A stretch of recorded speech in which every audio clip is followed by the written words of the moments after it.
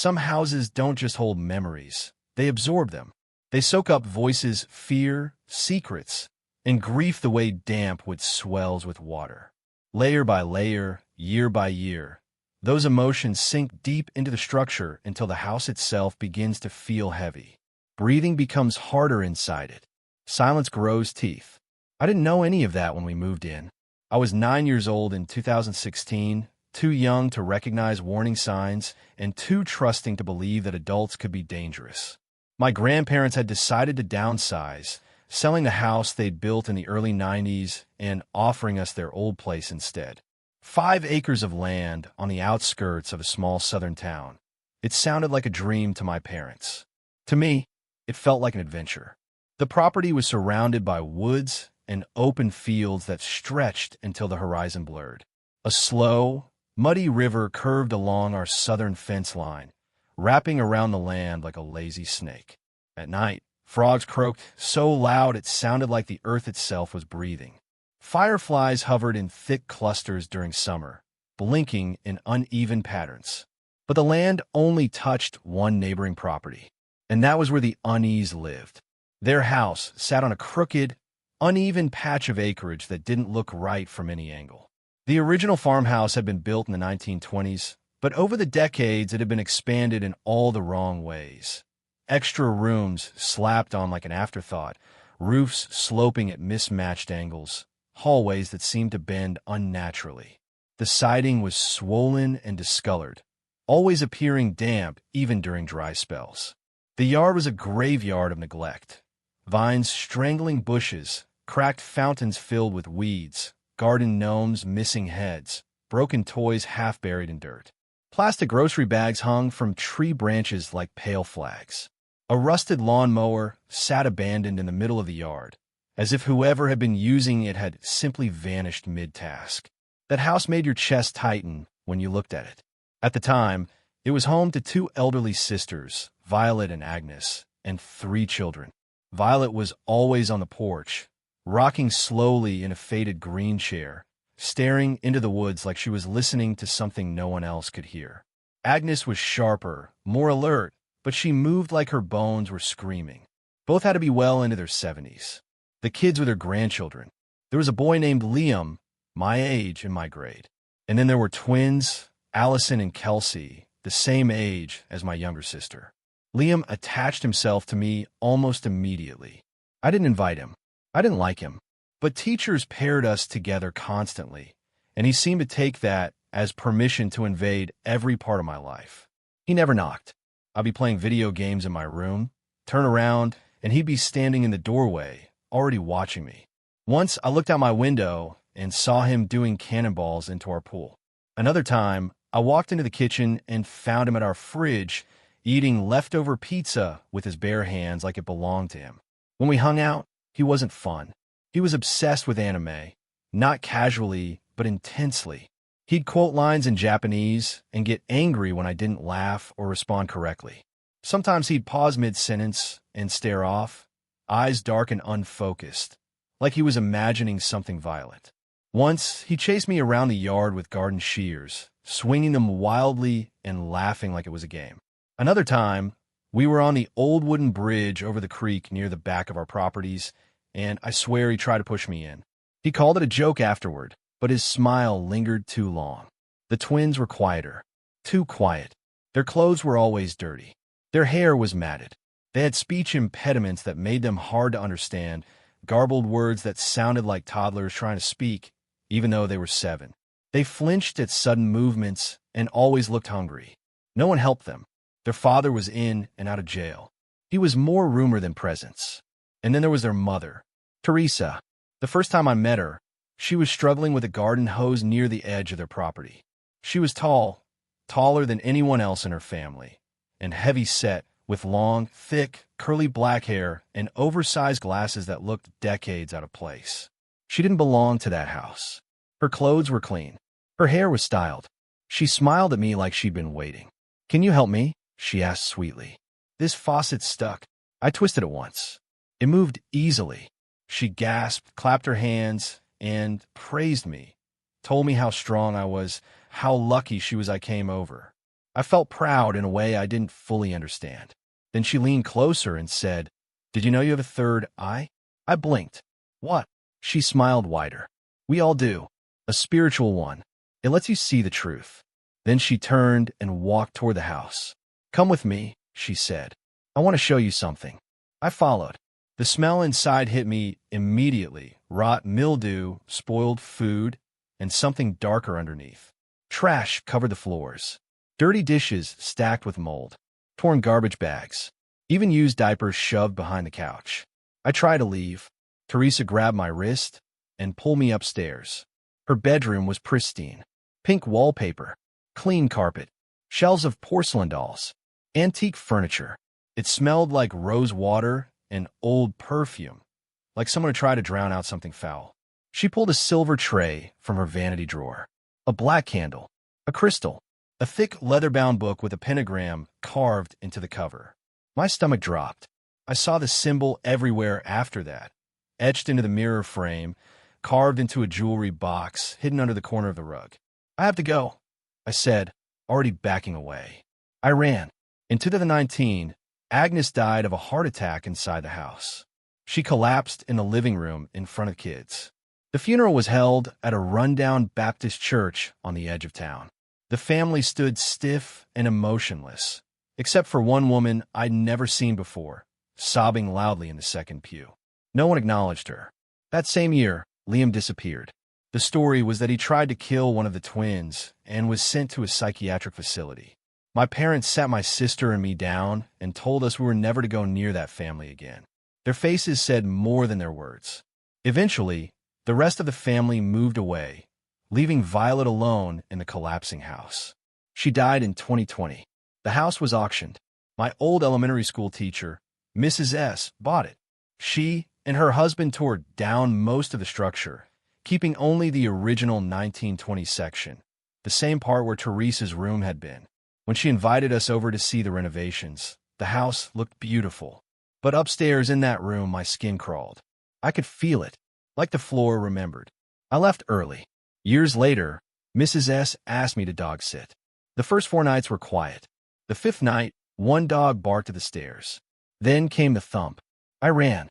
In 2025, I learned Teresa was back, calling herself a truth seer, living deep in the woods. And sometimes when I sleep, I still see her and Liam standing at the foot of my bed, staring silent. That house remembers, and I don't think it ever let go. High school is supposed to be where you learn who you are, who your friends are, who you trust, who you keep at arm's length. What no one tells you is that sometimes the most dangerous people aren't strangers in dark alleys or masked figures lurking at night. Sometimes they're the ones who already know your name, your routines, your weaknesses. Sometimes they're the ones you once called a friend. My name is Keegan, and I live in Michigan with my parents. For the most part, my high school years were uneventful. Not perfect, but decent. I wasn't wildly popular, but I wasn't an outcast either. I had a small circle of friends and a few places where I felt comfortable. One of those places was my local community center. It wasn't fancy, just a big gym with worn basketball courts, free weights that smelled like metal and sweat, and a few battered vending machines that never worked quite right. But it was where my friends and I went to hang out, shoot hoops, and kill time after school. That's where I met Clayton. Clayton was a year younger than me, finishing up his last year of junior high when I was already in high school. At first, he seemed normal enough, quiet, a little awkward, but enthusiastic. He loved basketball more than anything. Knew players' stats by heart, argued passionately about teams, wore the same Pistons hoodie almost every day. We started hanging out about once a week. Nothing intense, just casual. My dad even took Clayton and me to a Detroit Pistons game once. It was Clayton's first professional basketball game, and I still remember how excited he was, his eyes wide, his voice cracking as he cheered. That night, he kept thanking us over and over, saying he'd never forget it. Looking back, I think that was the moment something shifted. As the school year went on, I got busier. Summer was approaching, and I had plans, driver's training, a side job, responsibilities that came with getting older. Clayton didn't. When I told him I couldn't hang out one afternoon, he got quiet. Not disappointed, angry. He didn't yell or argue. just shut down. Later that night, he sent a message asking why I was always busy now. I brushed it off, but it kept happening. Every time I said I wasn't free, he'd react the same way, cold, irritated, sometimes passive-aggressive. He'd say things like, "Guess I don't matter anymore," or "You always have time for everyone else." I started feeling guilty for having a life. One day, I told him I couldn't hang out because I was cleaning at home. I didn't check my phone until later that evening. When I did, I saw he had removed me on Snapchat. No warning, no explanation. I messaged him on Facebook Messenger, asking why he was so mad and why he'd removed me. He responded almost immediately, accusing me of lying. He said I was just making excuses not to see him. That thought stuck with me longer than it should have. Because sometimes I was lying. Not because I hated him, but because he was becoming exhausting, overbearing. If I told him the truth, he'd guilt me. If I lied, he'd still get mad if he found out. There was no winning. About a month later, something happened that still makes my stomach twist when I think about it. It was after sunset. I was living in an apartment at the time with my parents. The knock came out of nowhere. I opened the door, and there was Clayton. He hadn't texted. He hadn't called. He was just there. "What are you doing here?" I asked. He didn't answer. He just stared at me, not blinking, not smiling, just staring. After a few seconds that felt way too long, he turned around and walked away down the hallway without saying a word. I stood there frozen, watching him disappear. Why was he here that late? Why didn't he say anything? Why did it feel like I had done something wrong? The next day, I turned off my Snap Map. I didn't want him knowing where I was anymore. Some time passed. About a month. He hadn't changed. Still angry when I couldn't hang out. Still passive-aggressive. Still clinging. Then I got a message from my friend Nick, someone I barely saw in person but trusted. He knew Clayton. He knew Clayton's ex-girlfriend. What he told me made my blood run cold. Clayton had held a knife to his ex-girlfriend's throat. He had sexually assaulted her. I remember sitting on my bed, staring at my phone, rereading the message over and over like it might change. Like my brain couldn't process that the kid I went to basketball games with was capable of that. That was it. I removed Clayton on every platform without hesitation. Snapchat, Facebook, Instagram. Before I could remove him on Instagram, he messaged me, blowing up my phone, demanding to know why I was cutting him off. I panicked. I didn't know how to confront someone like that. So I lied. I told him I needed time to myself, and that I'd add him back when I felt better. I never planned to. That night, my parents went to the next town over for dinner with old friends. I stayed home alone. Around 9 p.m., there was a knock at the door. I checked the peephole. No one. I cracked the door open and scanned the hallway. Empty. I figured it was someone ding-dong ditching. Then I went to my bedroom. The sidewalk light outside my window was burned out, leaving the area in shadow. As I stared out into the dark, I caught a flash of movement. At first, I thought it was a reflection from passing car. Then I saw him. Clayton stood directly in front of my window.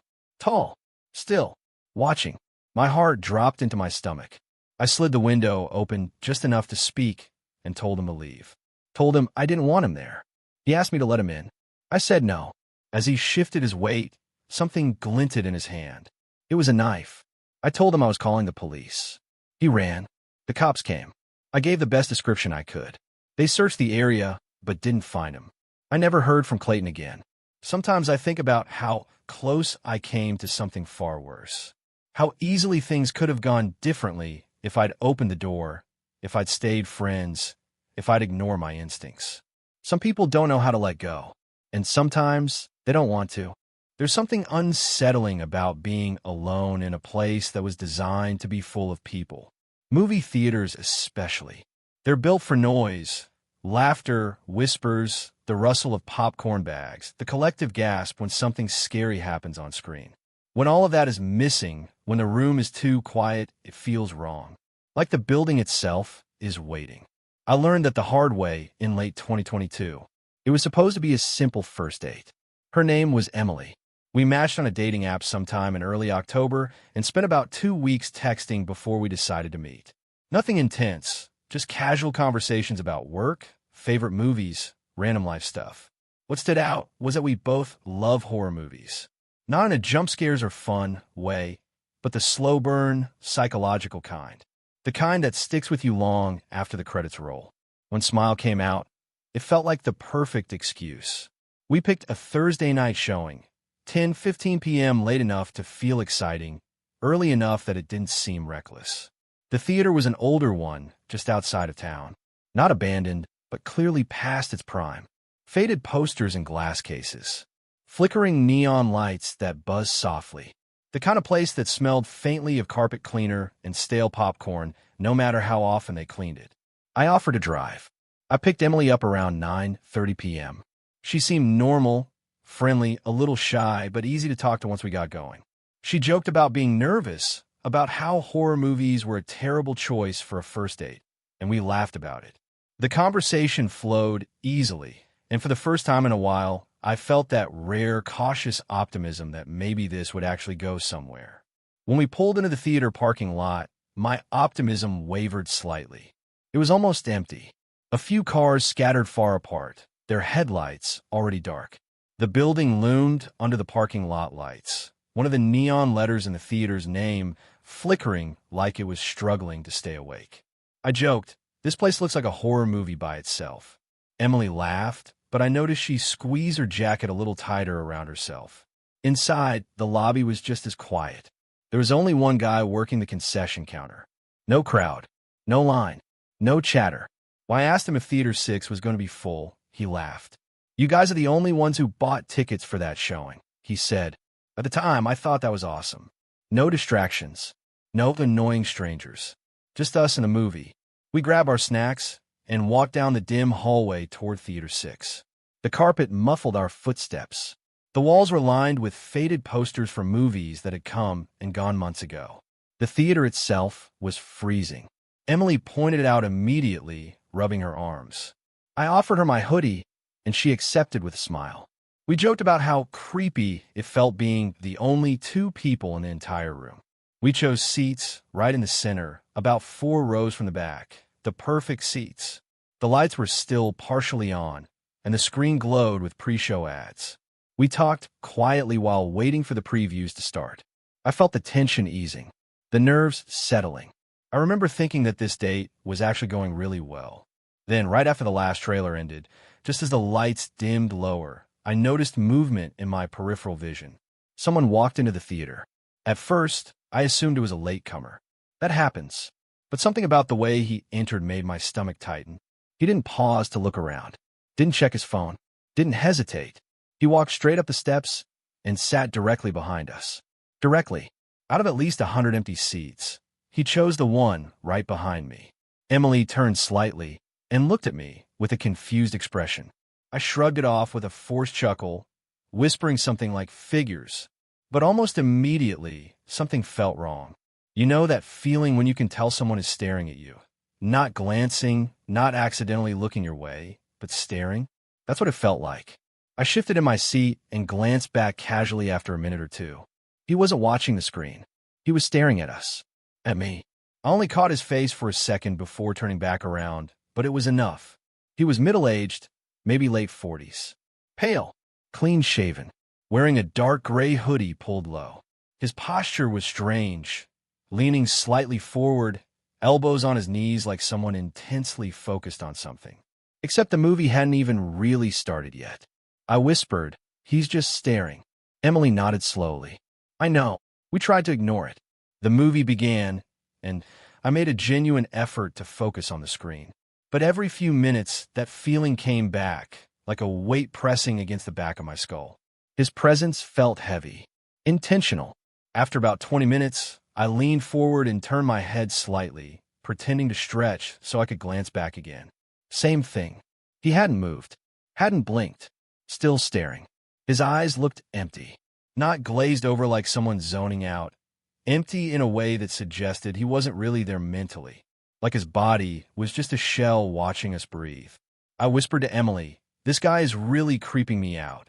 She didn't respond right away. When she did, her voice was tight. "Do you want to move?" We considered it. But where would we go? The room was empty, sure, but moving would draw attention. And part of me worried that reacting would provoke him. Then it happened. I felt a breath on the back of my neck. Soft, slow, deliberate. I froze. I turned around sharply. He was leaning forward over the back of my seat. His face was too close, closer than it ever should have been. I could see the pores in his skin, the way his lips parted slightly as he breathed. I stared at him and said, louder than I meant to, "Dude, can you not?" He didn't respond. He didn't even react. He just slowly leaned back into his seat. That was it. I told Emily, "We're moving." We grabbed our stuff and relocated to the front corner row. The angle sucked, and the screen felt uncomfortably close, but at least there was distance. Emily clutched my arm the entire time. I tried to focus on the movie, but I couldn't. Every few minutes, I glanced back. Every time, he was staring. He didn't follow us. Didn't change seats. Just watched. About halfway through the movie, I heard footsteps. They were slow, measured, coming down the steps. Emily tightened her grip on my arm. The footsteps stopped a few rows above us. We didn't turn around. I don't know how long he stood there. It felt like minutes, maybe longer. My heart pounded so hard I thought he could hear it. Then, finally, the footsteps retreated. I whispered, "We need to leave." Emily nodded immediately. We grabbed our things and slipped out as quietly as possible. As we exited into the hallway, I glanced back through the glass window in the theater door. He was standing in the aisle, not watching the screen, watching us. We went straight to the concession counter and told the employee someone was acting weird in Theater 6. His casual smile faded instantly. "Again," he said. "What do you mean again?" I asked. He hesitated, then sighed. "He's been coming in randomly for like a month. Late shows. Never buys anything. You're not the first ones to complain." Emily asked why he hadn't been kicked out. The employee looked uncomfortable. "Management says unless he touches someone or breaks a rule, there's not much we can do." That was bullshit, and I knew it. He had someone walk us to our car. The man didn't follow us, at least not that we saw. But the entire drive afterward, I couldn't shake the fear that he'd memorized my license plate, that he'd watched us leave, that he'd follow Emily home. For weeks, I was paranoid. I avoided that side of town. I checked my mirrors constantly. Every shadow felt suspicious. Emily and I talked a few times after that, but we never went out again. I think we both associated each other with that fear. That night had burned itself into what should have been the start of something good. I've never been back to that theater. Sometimes I check the reviews online, half expecting to see someone mention him. Nothing. And that's what scares me the most. Because it makes me wonder how many people experience the same thing and never said a word.